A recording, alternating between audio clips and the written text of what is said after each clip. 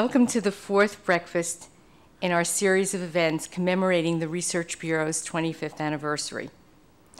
My name is Roberta Schaefer, and I'm the President and CEO of the Research Bureau. We would like to express our gratitude to the Massachusetts College of Pharmacy and Health Sciences for hosting not only this event, but our entire breakfast series. Unfortunately, the Vice President, Dennis Lyons, could not be with us today, but we really do appreciate all that the college has done for the Research Bureau. As I said, today's program is the fourth installment of our five-part speaker series based on the overall theme of cities, mapping the road to success. Our 25th anniversary brochure outlining all the events is available on our website, and they're also at your seats, and our website is wrrb.org. Each event features a nationally recognized expert to discuss challenges facing cities like Worcester.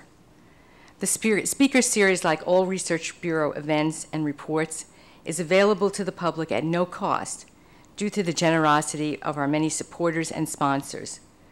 I would like to recognize our 25th anniversary sponsors, including Commerce Bank, our presenting sponsor, and thank you, Brian Thompson, and your many staff who are here today, and Bowditch & Dewey, our leadership sponsor. Thank you, George Tetler, Richard Foote, and the many representatives of Bowditch & Dewey who are here today. Today's event is the sponsor for today's event is Polar Beverages. And I would like to express my sincere gratitude to the Crowley family and to Mike Mulrain, the CFO of Polar and a member of the Research Bureau's Executive Committee. And please, if you haven't already, help yourself to a Polar beverage on your way out. Other major supporters are Fallon Community Health Plan, Rand Whitney, Unum, and Massport. All other sponsors, of which there are many, are listed in our brochure on your chair and on our website. The Research Bureau also wishes to express its appreciation to the Telegram and Gazette, with which the Research Bureau has had a very long and special relationship for the last 25 years, and to Worcester Business Journal for advertising today's event. And finally, I would like to thank the City of Worcester Government Channel for videotaping our programs for rebroadcast in Worcester and other local government channels. And all Research Bureau programs, including the first three events that we had in the series, are now available for viewing on the City of Worcester's website.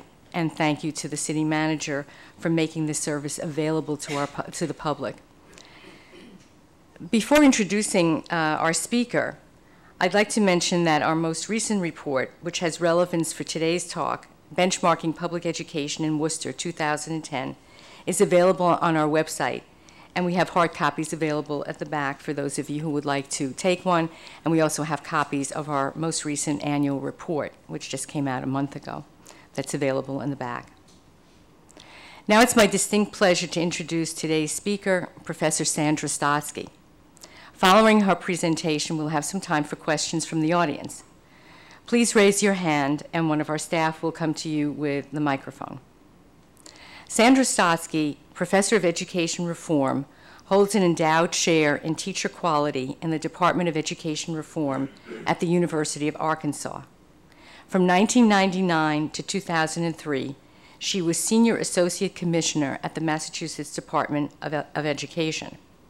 During that period, she directed complete revisions of the state's licensing regulations for teachers, administrators, and teacher training schools, the state's test for teacher licensure, and the state's pre-K through 12 standards for mathematics, history and social science, English language arts and reading, science and technology engineering, early childhood, that's preschool, standards, and instructional technology. She also helped shape policies on teacher professional development and license renewal, and supervised the review of proposals from school districts for state and federal funds for professional development activities. As many of you may know, I was a member of the Massachusetts Board of Education during that period, and was pleased to be one of an overwhelming majority on the board who reviewed and approved those standards and licensing requirements, which are considered to be the best in the nation. That distinction would not have been possible without Sandra Stotsky. In addition to her amazing academic accomplishments, she's also an accomplished pianist. She's editor of What's at Stake in the K-12 Standard Wars, a primer for educational policymakers, and the author of Losing Our Language from Free Press in 1999. She's also the author of numerous papers and journal articles. She received a BA with distinction from the University of Michigan and a doctorate in reading research and reading education with distinction from the Harvard Graduate School of Education. We're pleased that Professor Stotsky is here today to share with us some of her insights about effective teachers and their special importance to cities. Please join me in welcoming her to Worcester and to the Research Bureau's program. Thank you.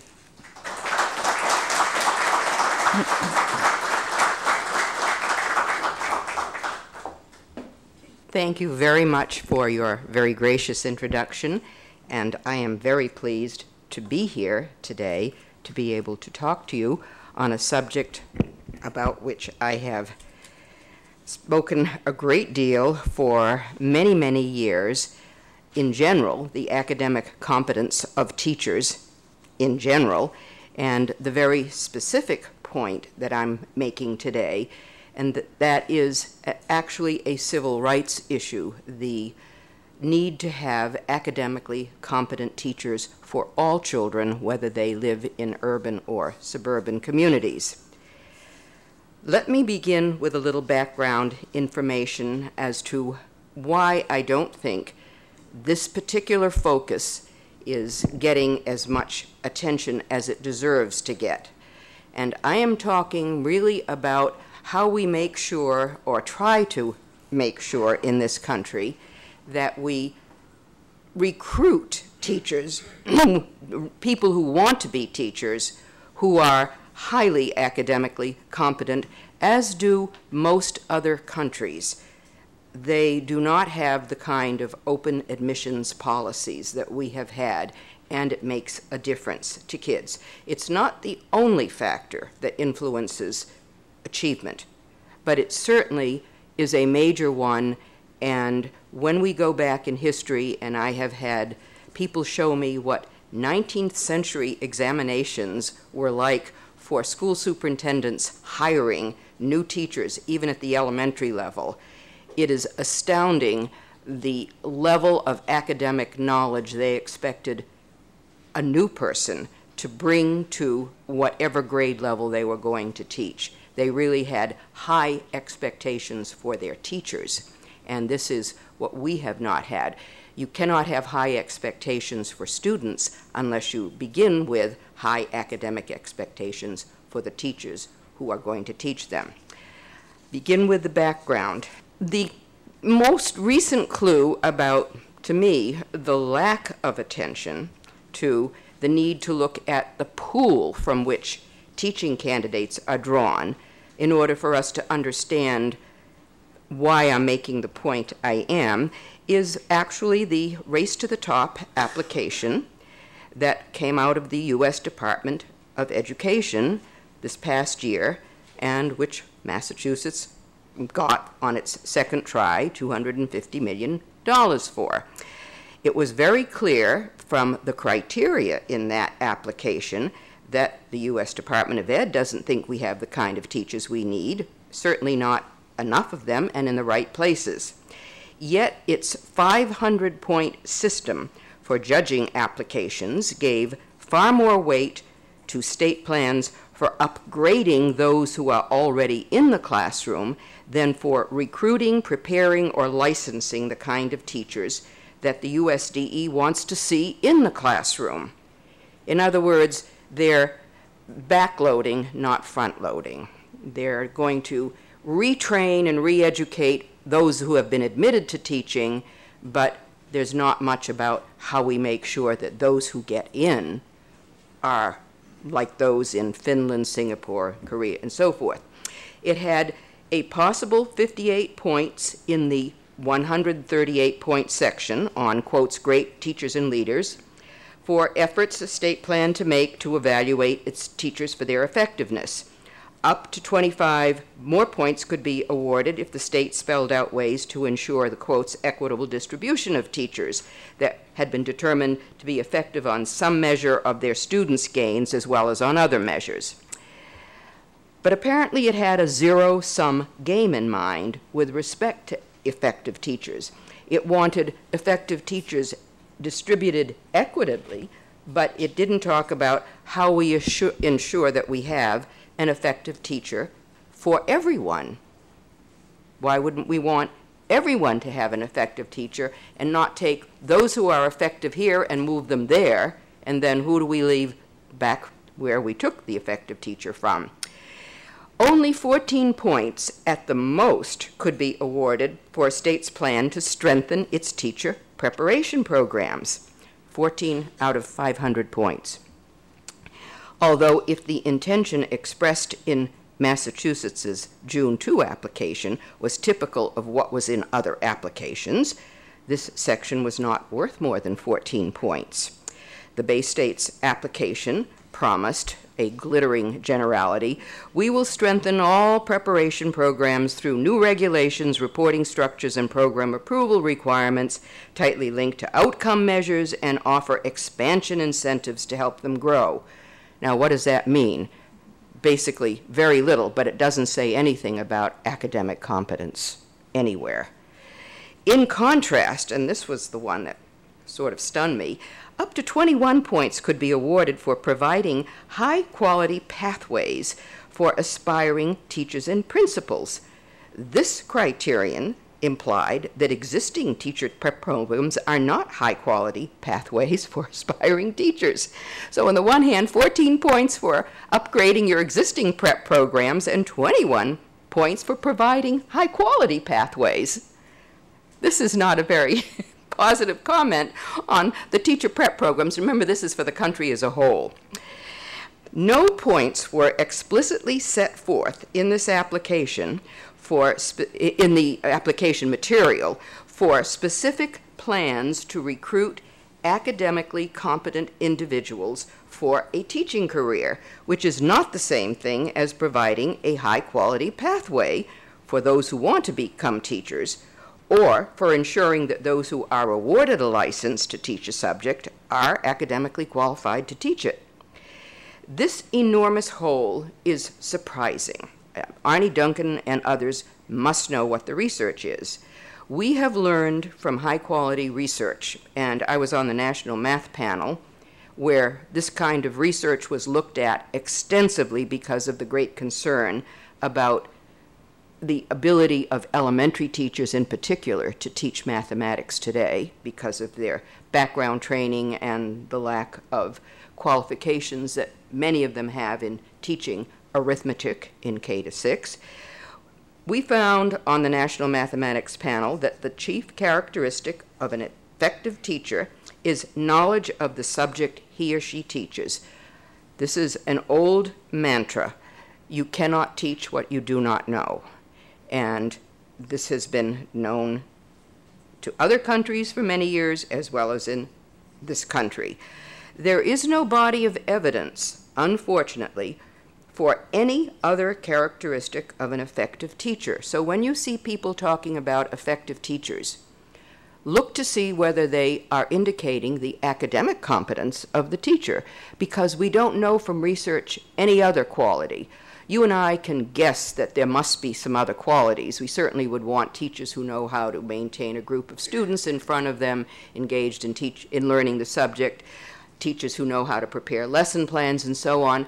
But there's no research that's high quality, consistent, credible body. And it isn't as if educational researchers haven't tried. Believe me, over 50 to 70 years, they've tried to find out what are other qualities of an effective teacher, what could we justify our pedagogical programs on, and they can't come up with any. All we can find from, as I say, high-quality research is that when you do find a teacher who has been able to teach students well, that teacher knows the subject he or she is teaching. So they might the USED's application criteria, they might have judged the seriousness of a state's efforts to reform teacher education by asking for its intentions to work out ways to attract or admit to teaching the kind of person who gives initial promise of becoming an effective teacher, with enough points to encourage state departments of education to spend some time coming up with some concrete ideas. I am not making the argument, by the way. I want to fend off some concerns that always get aroused at this point, that all you need in order to be a good teacher is to know your subject. There is some pedagogical knowledge. I taught years and years ago here in Massachusetts. You do need to understand things about classroom organization and other aspects, lesson planning, but unless you know what it is you're going to teach, all the rest doesn't matter. The application didn't ask for it, and all Massachusetts said in its own application, so this is part of its plan, is that it would partner with an unspecified U-Teach program. These are special prep programs for enticing prospective science and computer science and math undergraduate majors into committing themselves to teaching for a couple of years after they graduate. So you know you have competent people to begin with in math science and computer science because they've already planned to major in those areas. They've been admitted to universities on whatever basis the university admits students, but this becomes a program under the aegis of the math and science faculty, not under the education school faculty, and it has been developed and spread from the University of Texas in Austin. This is an extensive program because of the shortage of qualified math and science teachers at secondary level, both middle school and high school. This was a way to start thinking about how they would get people who actually knew enough math and science to teach it. This was volunteer. There'd be a bonus for their committing to teach for a few years, and then they could go on, if they wanted to graduate school or other work in the specialized area that they had majored in. The Massachusetts application also said it would develop rigorous, I love the word because it appears, sprinkled everywhere, rigorous admissions standards for teacher preparation programs. How it would upgrade admissions standards, it did not tell us. And yet we know that lack of rigorous admissions standards is one reason why Arthur Levine, the former president of Teachers College, Columbia University, in a major Carnegie-sponsored report in 2006 called Educating School Teachers, recommended closing down most of our education schools. This was something that caused a great deal of consternation, as you can imagine. I believe he's going to be a speaker, Arthur Levine, here. You will have a chance to meet and ask directly about that stunning report in 2006 that said most schools of education should be closed down because they don't have, among other things, a rigorous set of admissions standards. They also, according to his own reviews as he did his research on this topic, chaotic curricula.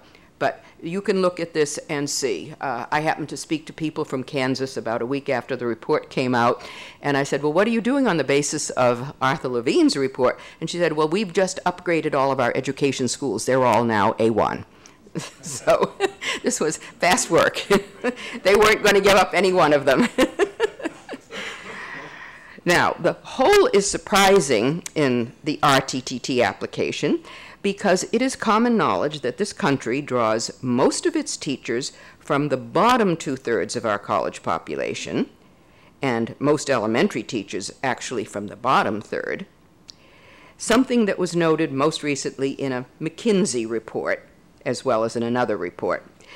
The McKinsey report, which just came out in September 2010, was talking about the usefulness of bonuses or other ways to pay in order to get academically higher quality people into the schools, noted that South Korea, Finland, and Singapore draw all those they train as teachers very selectively from an application pool consisting of their most academically able college students, the top third.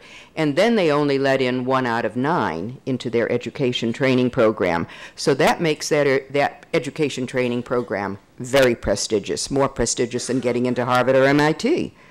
So that, and in contrast, only 23%, according to this report, of American teachers come from the top third.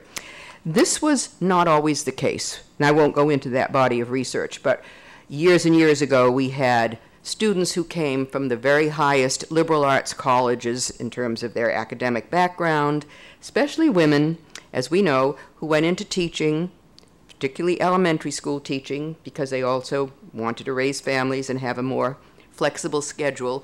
And those women then had other opportunities to do other things, but the pool that has moved in to replace those very highly academically competent women who taught in the 19th and 20th century are now lawyers, doctors, and other things. The question is, who has replaced them?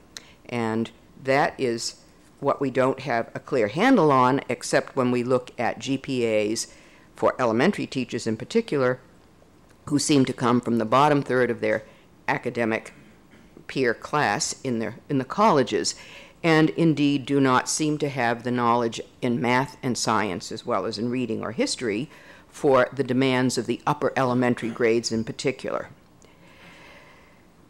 The RTT application also didn't talk about doing anything about a state's licensure tests, making sure that they served as quality controls as they do in most other professions.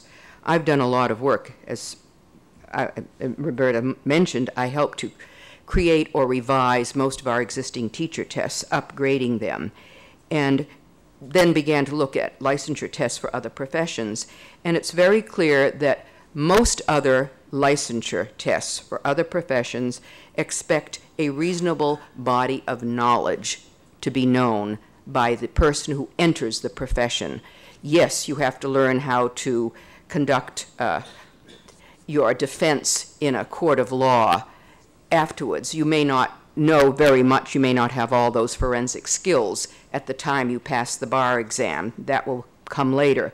But you do have to have a body of knowledge about how to look at law books and find the precedents. And those who get licensed to be doctors have to know enough science and math knowledge to understand the basis for the drugs, prescriptions that they give to people. So CPAs certainly have extremely high demands for the mathematical knowledge before they even let you into an actuarial position. So CPAs, but actuarials also have the same thing, but CPAs also have extremely demanding exams. But the exams for teachers are basically, most of them, at the middle school to high school level. And you have to think about what that means for the image of a profession. Remember that the people who go into teaching have college degrees, and they are being licensed on an exam that they might have been able to pass when they were in 8th grade. There's a huge discrepancy there. So why is teachers' academic competence a civil rights issue? As reported by the Center for American Progress several years ago, they found that urban students tend to be taught by academically less able teachers than are their suburban peers. This is a national study. As they found, academically stronger teachers tend to choose to teach in non-urban schools or move there from urban schools to continue teaching. So if you have academically weak licensure tests, in effect, they discriminate against urban students who depend far more than do suburban students on the academic quality of their teachers for fostering their academic growth. And this is precisely what Massachusetts sought to avoid by means of its teacher tests when I was in the department 10 years ago. Massachusetts Ed Reform Act, as you probably know, passed as part of its requirement that all teachers would have to have, prospective teachers, would have to pass a subject area test as well as a skills test. Some of you who were around in 96, 97 might remember the fiasco, the flap. John Silber was chair of the board. We made national headlines because 60% of the prospective teachers who took the first tests of teacher knowledge that were prepared after the Massachusetts Ed Reform Act came into being, 60% flunked. And there was a big to-do about where the pass rate should be set, and across the country, everyone was talking about Massachusetts' teachers, 60% of them couldn't pass a subject knowledge test. Of course, nobody even knew what was on the test, how high the test was. But nevertheless, Congress, this was actually 96, 97, 98, because Congress was then, and this was during the Clinton years, by the way, this was during a Democratic administration, and Mike Cohen, who is now the head of Achieve, was an assistant secretary of elementary and secondary ed. A number of them became very concerned about what happened in Massachusetts and what the implications were for the rest of the country. If this was how bad Massachusetts teachers were, what did this say about the rest of the country? So they were reauthorizing the Higher Education Act at that time in 98, and Congress decided to pass a special provision in Title II of that act that said every state now had to, every year, show what the pass rates were for every cohort of prospective teachers. So this little flap that we had in this state had national repercussions, and we're still living with that.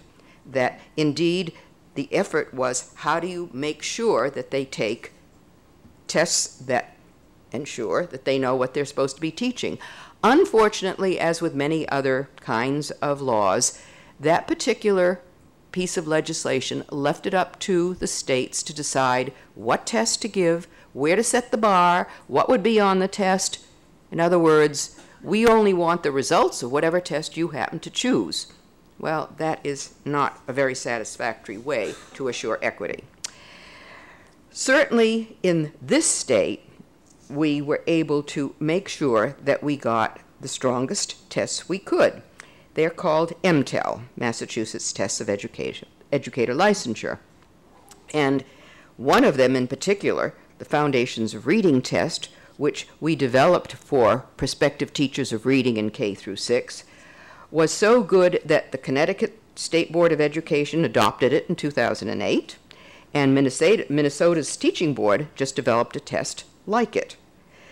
We know that the results of having not only high standards, high kinds of test items on MCAS, and good teacher regulations, and as high as we could get them, teacher licensure tests, made a difference in Massachusetts. And I want people to understand that the high standing of Massachusetts' students is not due just to standards.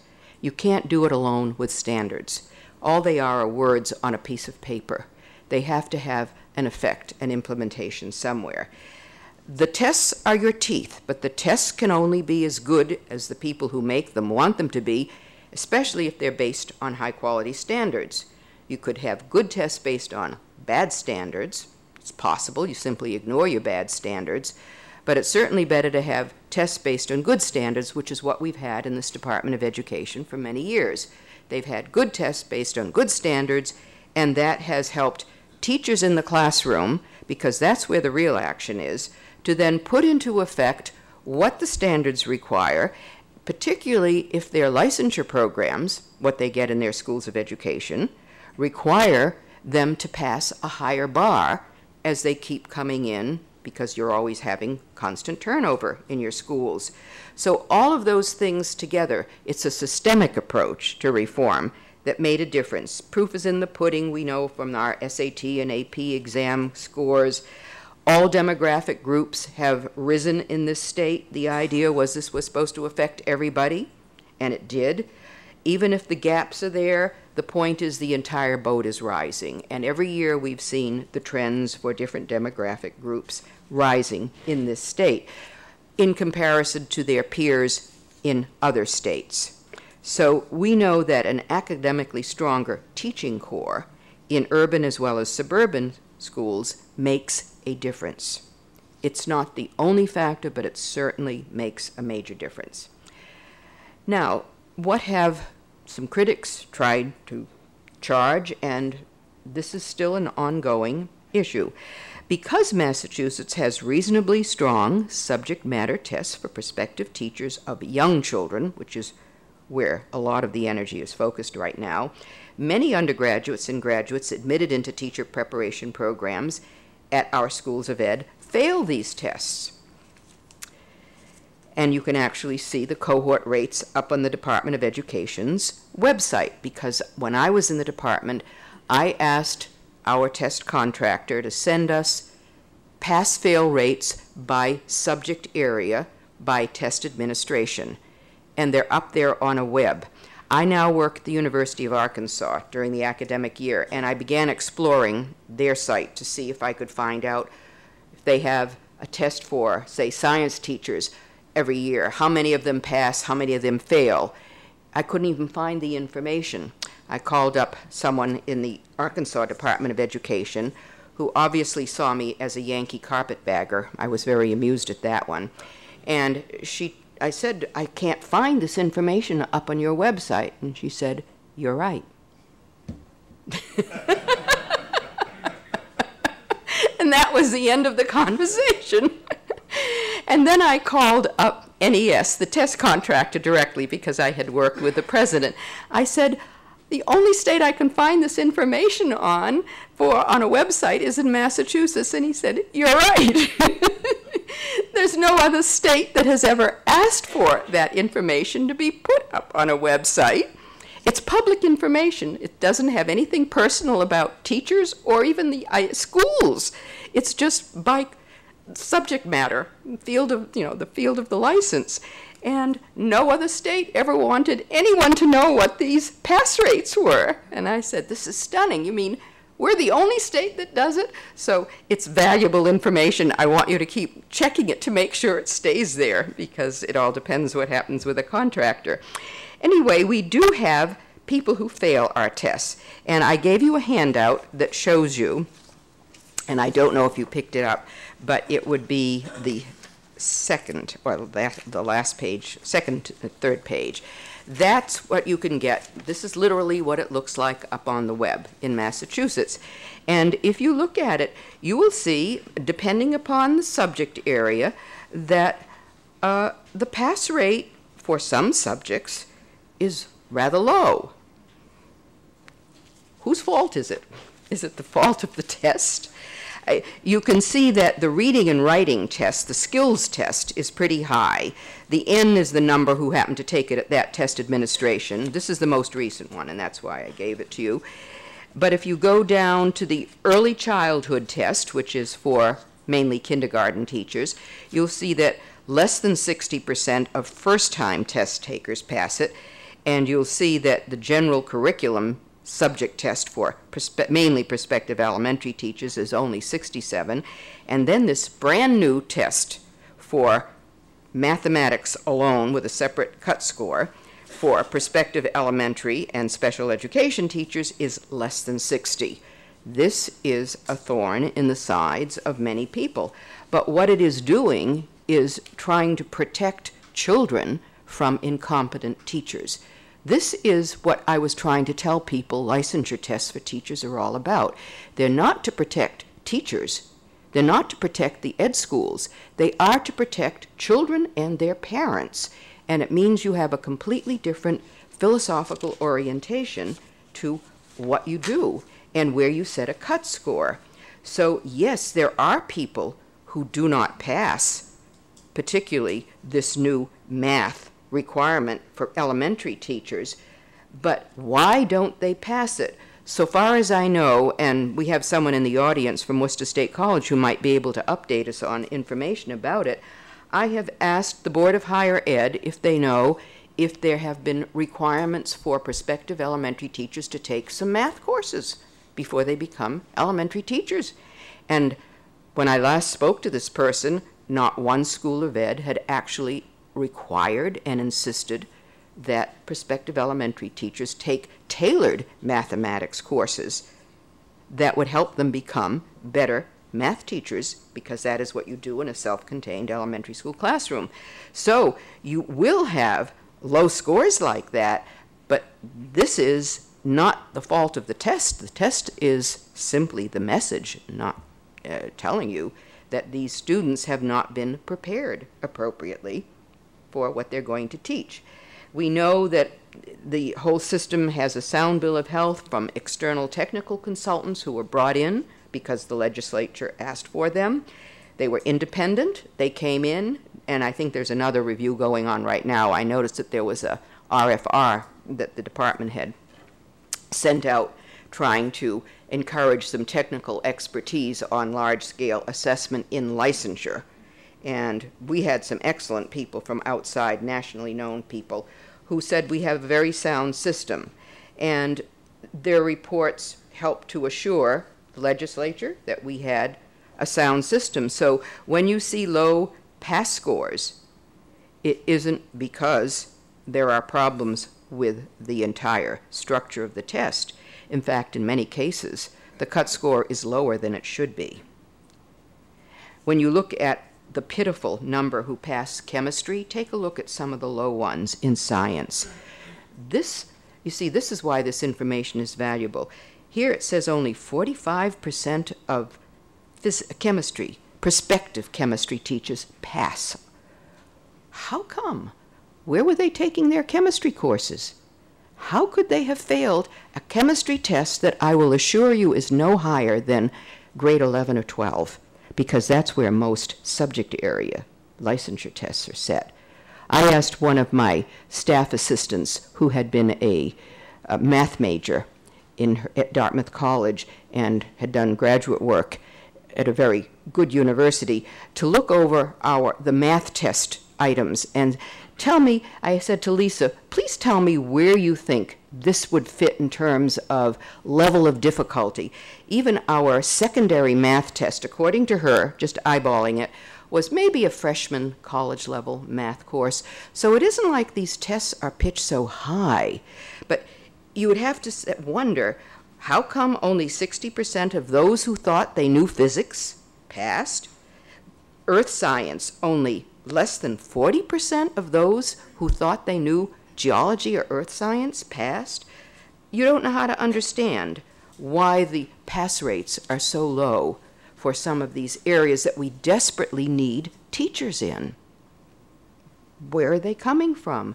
How come these prospective test takers felt confident enough to take a licensure test that is at an upper high school level, and so many of them failed? This is a mystery. I don't know. We don't have the kind of research to understand many of these numbers. Tests are not the problem. And as I pointed out, because I was going to talk a little bit more in my written remarks, and I already have about the math test, we have a sense that a good part of it is the academic requirements for these people before they come in. Now, I'm almost finished, and I'm just going to point out that right now the Department of Ed is planning a new RFP for a new 5-year contract for teacher test development next spring. And I wanted to simply alert you to the fact that this has to take place by law because it's part of competitive bidding. They have to have a 5-year renewal. The Department of DESE says that it is developing the new RFP via the benefit of feedback from the field. That was what alerted me to the problem. I'm thinking, who is the field that is giving them the advice on how to revise our teacher tests? Well, the DESE needs to hear from more than the quotes field. I'm not trying to exclude the field. The field consists of higher education faculty, teacher unions, and educational organizations with an interest in making the tests easier and in lowering the cut scores. After all, the more prospective students you have in your freshman class or in your education programs, the bigger, as they call it, the cash cow. And Arthur Levine will talk about the cash cow at the college level. Tuition-paying students. The department needs to hear from business organizations, school committees, and other public interest groups with an interest in maintaining, if not further upgrading, the academic level of the state's current licensure tests for the sake of equity. There is a legitimate reason for revisiting and revising the current contract. I am not trying to say the current contract should not be revised. We have a new set of standards, Common Core, and in both math and English, and one simply needs to double check that some of the things that might be in Common Core that are not being assessed, I doubt there is anything, but nevertheless you have to check it, should be looked at to see whether a particular licensure test might need to be upgraded, not downgraded. But we need public interest groups and business community to ensure, and here I will name a particular problem, the Partnership for 21st Century Skills, which is a large umbrella organization consisting mainly of technology companies eager for school business. I'm not against their getting school business as long as they're selling a product that we can show from empirical research actually improves kids' achievement, but we haven't found that yet. This organization is informally allied with the USED and the organizations that developed Common Core's standards, and it wants K-12 students tested on such undefinable topics as creativity, critical thinking, and problem solving. I'm all for these things. It's just that we don't know what they actually mean, and we don't know how to measure them because they're unmeasurable. This pre-K, this partnership on P21, we often call it, Partnership for 21st Century Skills, also wants these unmeasurable topics assessed on teacher licensure tests, as well as the focus for costly professional development. The effect is to compel schools to require a lot of instructional time and professional development on activities that take time away from the academic subject matter that students need to be learning, because that is the base on which these important skills are based. It is a secondary application of these skills. You have to develop the basic knowledge in order to be creative in any field of endeavor. You have to have the basic knowledge in order to do critical thinking. You have to know what you're critically thinking about. And you have to have the basic knowledge in math or science to do authentic problem solving. So if you start testing these subjects directly, these skills directly, you're taking time away from the actual academic learning for the content on which these skills are based. So just a couple of recommendations, and then I will open up for questions. We should first of all ask for transparency about the draft RFP before it is finalized by the DESE, and I believe it will be finalized soon and posted. Community organizations should ask for draft copies and hold public meetings on them. Newspapers might ask to look over and see what kinds of revisions or suggestions for opening up current tests are being put there. That's only a surface problem, because I know the deeper layers, having been in the department. You might want to invite independent assessment experts to comment on these drafts. I am sure the department is going to do the best it can to maintain the current tests. I know the people in the department, and I trust in their integrity. But I know that there will be pressures from the field, political pressures, to do things to some tests with the idea that we have to open up teaching to a, quotes, broader group of people, even if they're not academically competent. It won't help the students in the classroom, but it will fill up those coffers in some schools. We need to ask for education schools to be held accountable for teaching aspiring teachers these so-called 21st century skills. Here I'd like to pin the tail on the donkey where it belongs to be pinned. If anyone should be held accountable for 21st century skills teaching, it should be the faculty in our schools of ed. That's where you get the most mileage from your money. If they can train prospective teachers how to teach these undefinable and unmeasurable skills. Good luck to them. And then the schools, the superintendents, principals, and the others who hire these teachers should expect their new teachers to show that they know how to teach to these skills. And if they can't, it shouldn't be the teachers who are held accountable.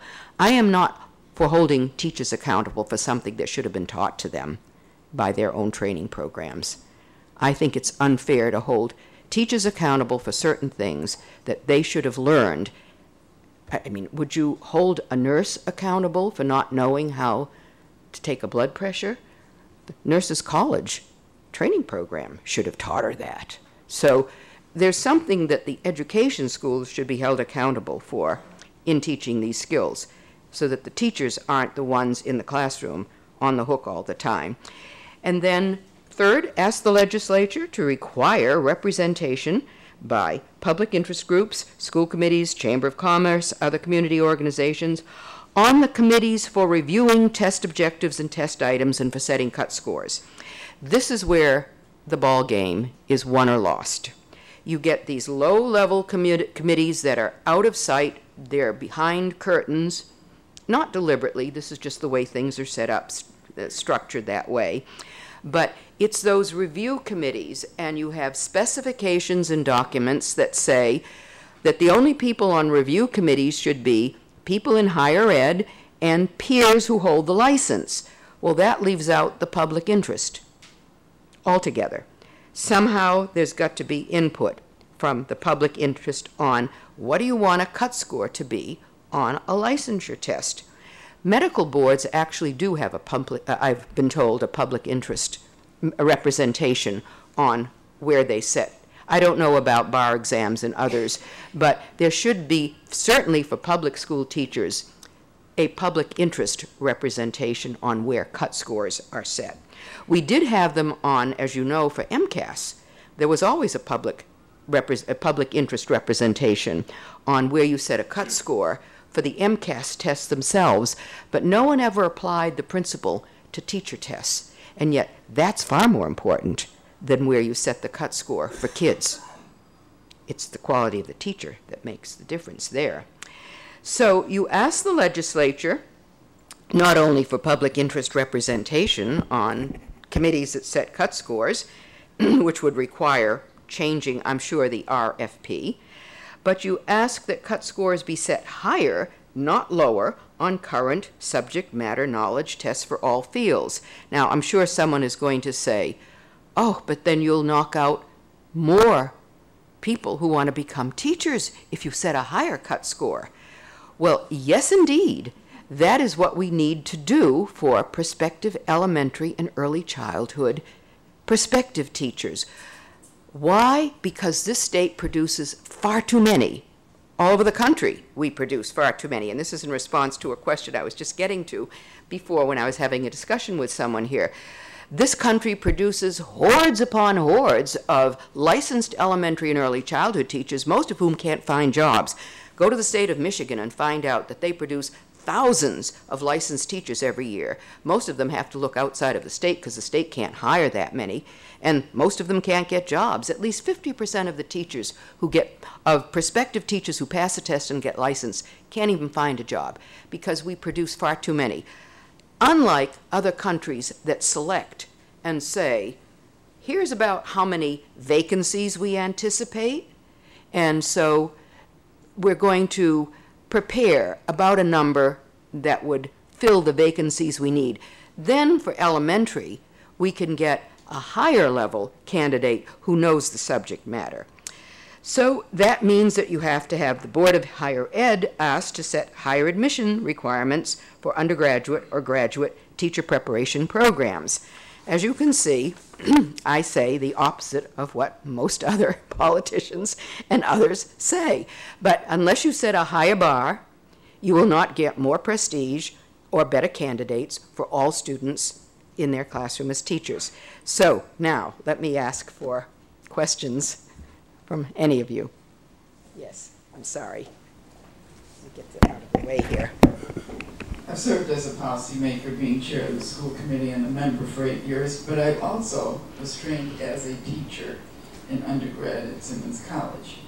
And one of the things I learned in my training was that education courses are long on puff and short on substance. And so your last remarks I thought were very, very relevant about how do we evaluate those who train teachers. But I want to take it a step further, that I feel you can't teach somebody how to be a teacher. They actually have to prove themselves in the battlefield, in a classroom. And in fact, if we hire people that are not able to teach effectively, don't we have to go a step further and deal with tenure, seniority, and all those contract provisions that protect teachers who cannot teach? And so, number one, we should evaluate those educational institutions, because I don't think they're doing an effective job. I cite myself as an example in terms of my experience dealing with those courses. But as a policymaker, I'm taking a step further. Once we hire those teachers and they prove to themselves and to us that they're not effective, what do we do then? Don't we have to be much more aggressive? And is it possible for that political solution ever to be reached, given the fact that Massachusetts politics is party politics, and the teachers' unions have an enormous influence on any policy making? You're absolutely right. And yes, there are many reforms that need to be made all through the pipeline.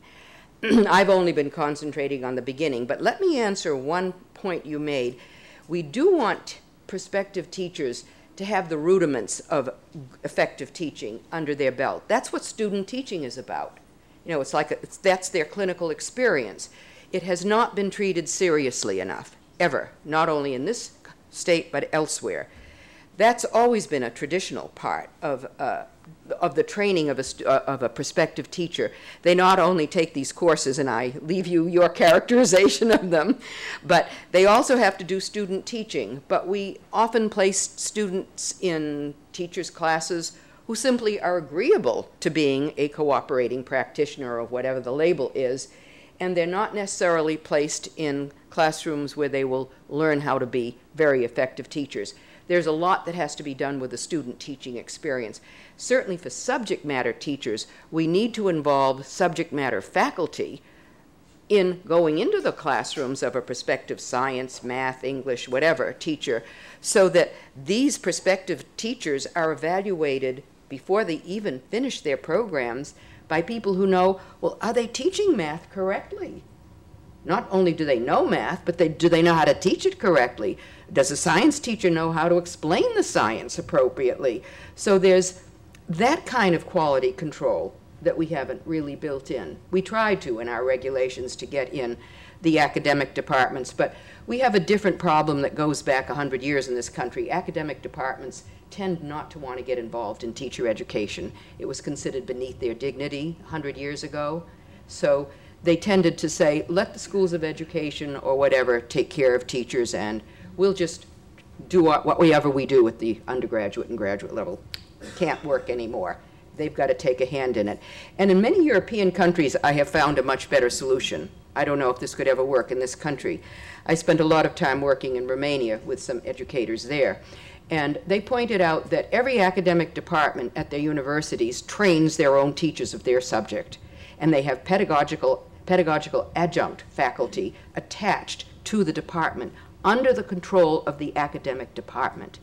That's how they ensure that the high school history teacher can teach whatever history they want in Romania, or that the high school science teacher, and so forth, because the person is trained under the aegis of the academic department, not in a separate education school. They just don't exist. So there are different ways to think about the problem, but you have to look at and figure out what the problem is, and then how you get to seniority issues and so on. Let me just say that countries that take from their best pool have fewer problems that way.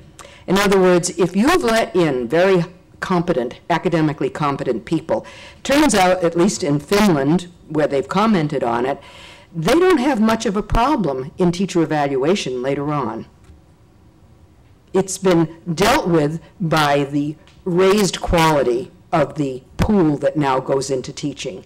So some of these issues that are very political right now would diminish in their tension if we changed who went into teaching to begin with. But that, of course, would be a huge political battle to begin with. Any other questions? Let me go way back there. Yeah, my question relates to exactly what you were just saying about the way that teacher education used to work in former times versus now. One historical trend that I'm interested in on this question is the disappearance of traditional teachers' colleges, or the way that they have changed and expanded and become more kind of conventional colleges and universities. And so now you have sort of departments or ed schools as departments within larger colleges and universities. Based upon what you just said, it would seem like you would view this as a good thing, and that you don't want to be teachers to be sequestered away in their own separate professional schools, but you want to be integrated into a larger college and university around other academic departments. Is this in fact the case? And I'm also just interested in hearing what you're saying about the traditional teacher college model. I think the traditional teacher college model needs to be totally revised. What you're suggesting, this integration of the two at an undergraduate level, as we've seen the 2-year normal became the 4-year college, became the state college, and now becomes the state university, and I've seen this in Arkansas too. Everything is a university. There aren't any colleges left anymore. Everything is at a university level. That isn't, to me, the solution to the beginning of the problem.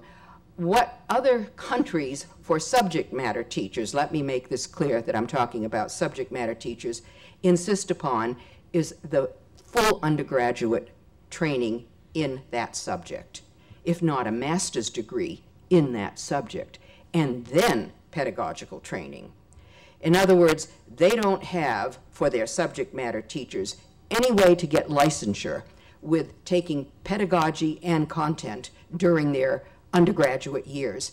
It simply isn't possible.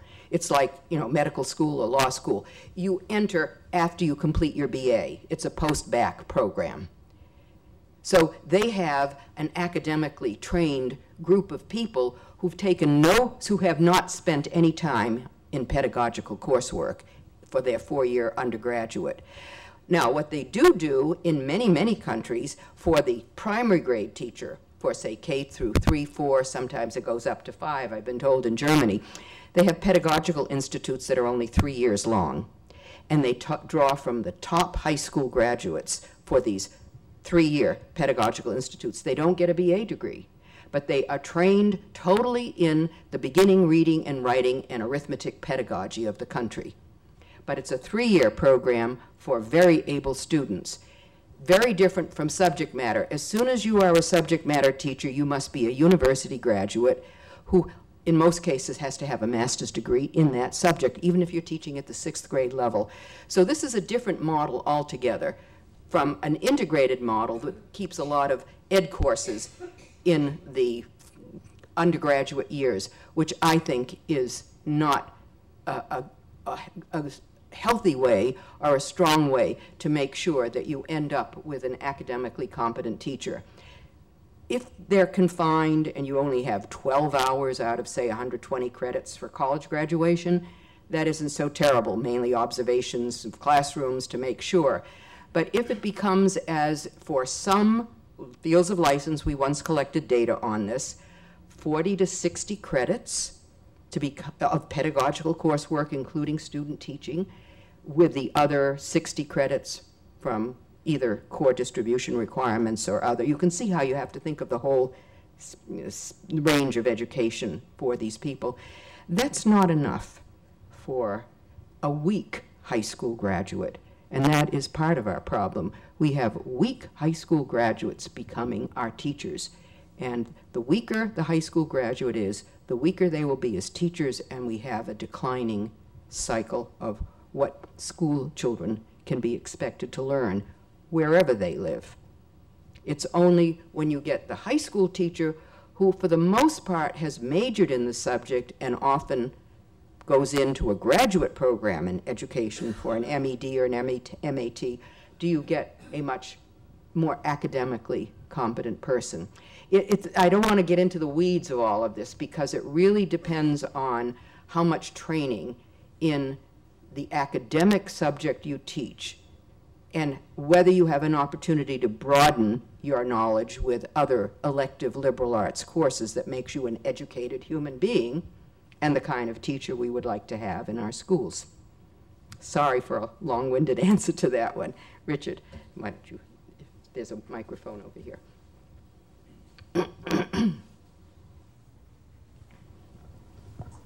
So as you know, since we know each other, I do strongly agree with your comments about raising the bar. If we start attracting stronger high school students into teaching, and we have tougher admission standards into the profession, won't that lead to economic pressure to raise salaries, and then counter pressure to lower the bar to save cities and towns money? So can you comment on that, and also perhaps comment on if you know about salaries for teachers in the high-performing countries? This is not an area of expertise that I have, but I have talked to teachers in different countries where teaching is valued highly. It's very prestigious. And I am not aware that they get any higher salary. They tend, in many cases, to be unionized, and they're always fighting for higher salaries. This is what I discovered. So it wasn't the higher salary that attracted them into teaching.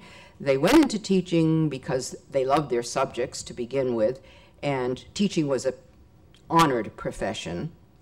So this was something that they always saw as the goal. They would be, and in most other countries, teachers do get far more respect than they get in this country in K-12. I talked a little bit better here, sorry. So I don't know that the salary scale for entering teachers needs to be made very different. I know that there can be a problem with the salary scale at the upper end for those who stay in for a longer time, and adjustments can be made there. But I don't know, from years ago, this was never that much of a problem. Teachers were always paid very poorly, like ministers. That was when I went to school. You know, ministers and teachers were the two most poorly paid group, but it didn't prevent anyone from wanting to become a minister or a teacher. Salary wasn't what you went into. These were dedicated people. And so I don't know that salary today would be that different for the entering teacher, because I think most entering salaries in most states are okay, compared to, say, alternative professions that people could enter into, the average kind of person going into another kind of profession. Someone here has a question. Yes. Bad mic. Not me. Amplification. You know, you touched on a few things here that I'm interested in. Your previous question that was presented talked about salaries. And city manager of the city, obviously I believe in this country, and certainly have the same depth of belief in our community. When you look at the realities of salary and benefits, we're a capitalist society. You're trying to encourage the best and the brightest to take on the teaching profession. And knowing that, we're talking about shifting of priorities, right? A recalibration of how we value teachers, because if that individual is going to make a choice to go into engineering or into the business community or teaching, they're going to be looking at what is that salary range, what is that wage benefit package for the long term. Now the challenge is, it's not just wages, it's benefits, and it's also what we refer to as healthcare and pensions. And when you look at that trajectory that's set right now for, say, Worcester, in 10 or 15 years, that burden of wages, benefits, and pensions is actually going to break us. There's not enough revenue to support the system in order to maintain the system, and then again recalibrate and determine how you literally structure wages to be competitive again, and then also offer wages and benefits that can compete in the private sector and otherwise. So I guess my question is, if that's the reality, where does that reprioritization take place that shifts it? And then how do you restructure the world of teaching so that there's accountability and other factors that are brought to bear so that you get the best and brightest, and also that through the system as they're paid, there's a measurement to determine the return on investment. And I think that's what comes down to it, is that we're going to get the best and brightest to go into the higher education, to get trained to be teachers, to get into the system, and then ultimately how do we sustain that in the entirety of their tenure? Well, I cannot say I have expertise to answer all of those issues. There is no substitute for any profession for at least trying to get the more able, as opposed to the less able person, into the profession. the obstacles that we face afterwards, and they differ from state to state. Collective bargaining has to be addressed in some way. Unfunded pension liability, we know, is a horrendous problem in public service everywhere. It's going to have to be faced openly in this country, certainly for teachers. I don't know how much of an effect all of those things have on people who consider going into teaching. Certainly once they're in teaching for a while, they become aware of and they think about pensions and others. There has been some recent work done on the pension system by actually one of my colleagues, Robert Costrell, who used to be here at the head of R&D at the state level and is an economist. And he and another economist named Michael Podgorski at the University of Missouri have been the first to really start looking at pension systems for teachers nationally. And they show some very interesting things, and certainly at the very beginning, most teachers aren't thinking about pensions. So this is not part of their thinking as they first become teachers. The problems for retaining quality teachers is another issue. I'm only trying to deal with, at this point, how do we get or think about policies that would get the more competent person into teaching to begin with. Certainly valuing it would be a help and would send a message. The entering salaries are not the obstacle. How we adjust what happens later on will depend upon the state of our economic well-being, I suppose, but they have to be addressed by other political forces. I'm in a part of the country where it's a right to work state, so they don't have the same kind of issues that you have here. Your title for today's presentation was very similar to a modest proposal. It was actually much more serious than I had anticipated. So my question is, at a more surface level, for the time being, I'm trying to maintain my objectivity, as I was really strongly impacted by your presentation.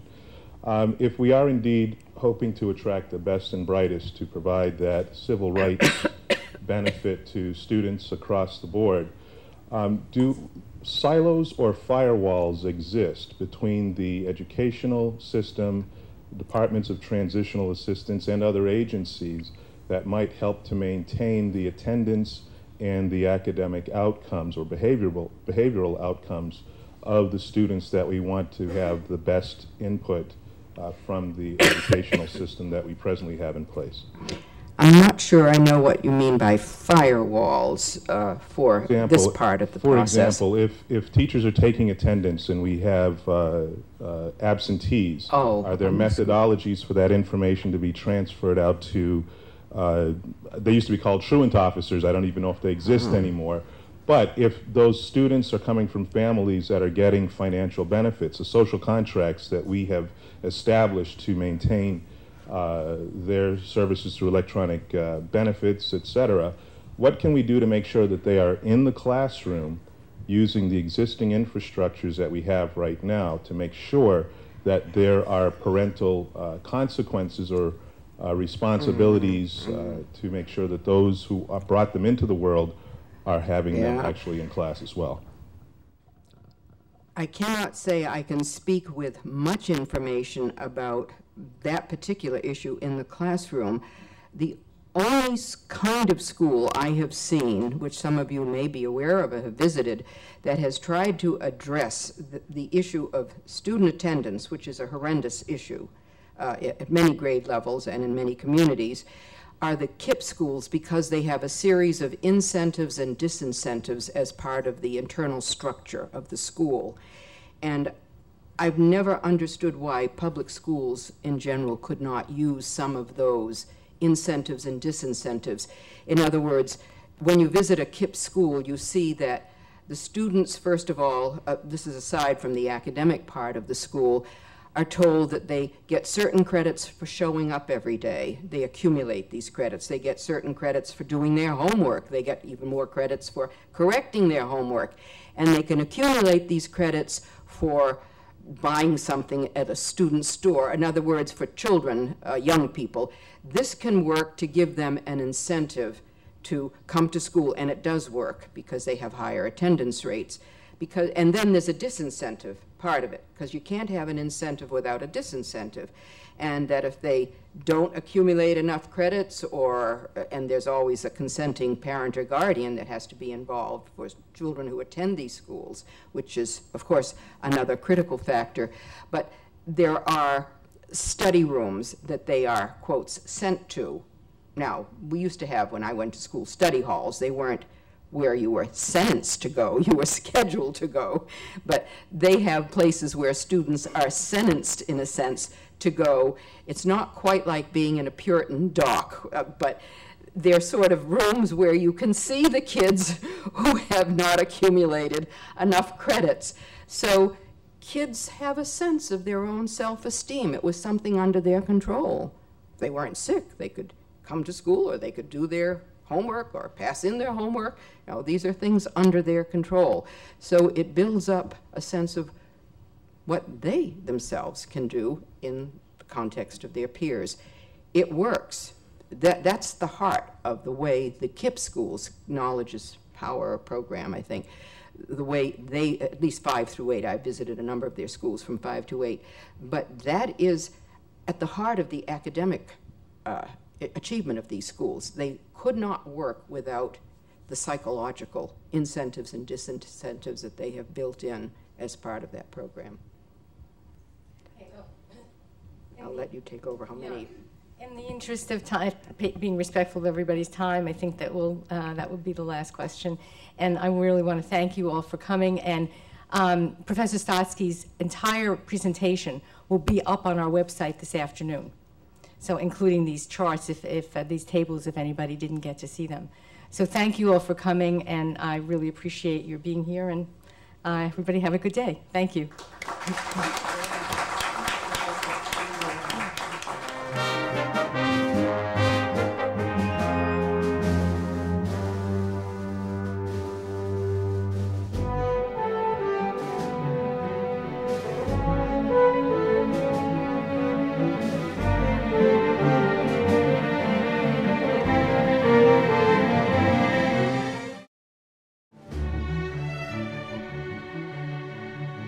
Congratulations on doing just a fabulous job running the Research Bureau for these last 25 years. You have been part of the conversation that's helped make Worcester the wonderful place it is to do business and live and work.